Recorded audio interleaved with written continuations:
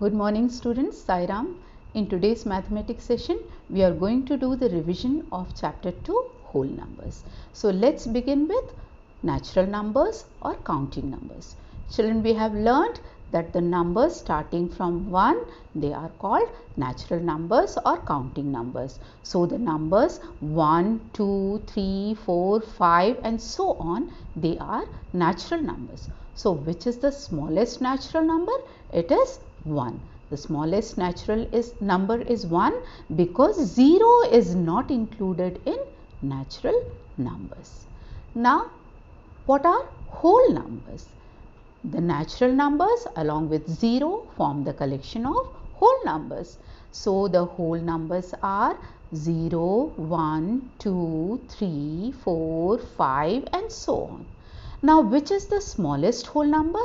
The smallest whole number is 0. Now let's look at this number line which represents whole numbers. Children, we can see that on this number line, as we move towards right, we find the larger numbers or greater numbers, and when we move towards the left, the numbers go on decreasing. So if we want to find the successor of a number, we should look to the right of that given number, and if we want to find its predecessor, then we should look to the left of that number. For example, if we want to find the successor of 7, what will be its successor? It will be the number to its right, that is 8. And what will be the predecessor of number 7? It will be 6, that means the immediate number to the left of 7. Now, to find the successor of whole numbers, how do we do that? To find the successor of a given whole number, we add 1 to the number. For example, if we want to find the successor of 16, we add 1 to 16 and we find 17. 17 is the successor of 16. If we want to find the successor of 19, then we add 1 to 19 and we get 20 as its successor. Similarly, if we want to find the successor of the number 999, then we add 1 to this, and what will be its successor? It will be 1000. So to find the successor of a number, we add 1 to the given number. Now, how do we find the predecessor of a given number? Children, we have learned to get the predecessor of a number, we subtract 1 from the given number. For example, to find the predecessor of 17, we subtract 1 from 17, and what is its predecessor? It is 16. Similarly, the predecessor of 20 will be 20 minus 1, that is 19. If we want to find the predecessor of the number 100, then we subtract 1 from 100, we get its predecessor as 99. So to get the predecessor of a given number, we subtract 1 from the number. Now let's once again revise all the important points about natural numbers and whole numbers. The natural numbers are counting numbers starting from 1. 0 is not included in natural numbers. And what are whole numbers? Whole numbers are all the natural numbers plus 0. That means the whole numbers start from 0. 0, 1, 2, 3, 4 onwards are whole numbers. And every natural number is a whole number. But 0 is a whole number which is not a natural number. Now, how do we add the whole numbers on a number line? Children, to add the whole numbers on a number line, we move towards the left. For example, if we want to add 3 and 4, then first we go to 3, and from 3 we move 4 steps towards right. 1, 2, 3, 4. And where do we arrive? We arrive at 7. So 3 plus 4 is equal to 7. And how do we subtract the whole numbers on a number line? Children, to subtract whole numbers on a number line, we move towards the left. For example, if we want to subtract 5 from 7, then we start from 7 and we make 5 moves towards left, 5 steps towards left. 1, 2, 3, 4, 5. Where do we arrive? We arrive at 2. So 7 minus 5 is equal to 2. This is how we add or subtract the numbers on a whole numbers on a number line. Now how do we multiply the whole numbers on a number line? Children, suppose we have to multiply 3 and 4. Then we move 3 steps at a time and we make 4 such jumps. 1, 2, 3, 4. 3 steps at a time, such 4 jumps. So where do we arrive? We arrive at 12. So 3 multiplied by 4 is equal to 12. Now let's look at some of the important questions. Question number 1. Which one of the following is the smallest whole number? Children, we have learned that 0 is the smallest whole numbers. Whole numbers start from 0.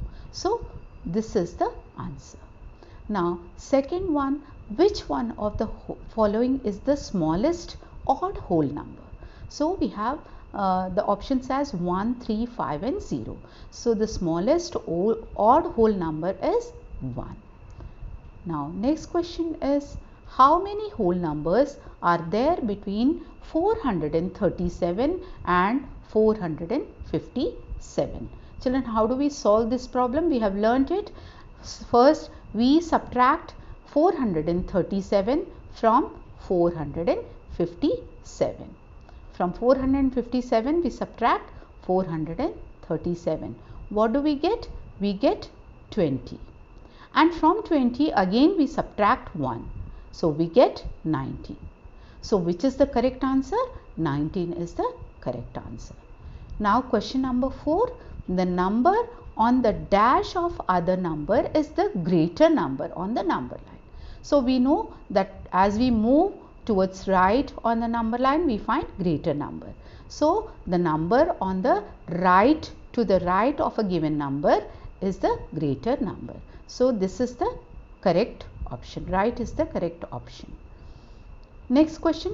The successor of 1 lakh is dash. How do we find the successor of 1 lakh? We add 1 to 1 lakh. So which one will be the answer? 1 lakh 1. This will be the answer. And next question. The predecessor of the smallest 3-digit number is 101.99. So we know that the smallest 3-digit number is 100. So what will be its predecessor? How do we get? We subtract 1 from 100. And what do we get? We get 99.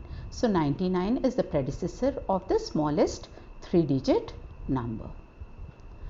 Now let's look at some statements, whether they are true or false. 0 is the smallest natural number.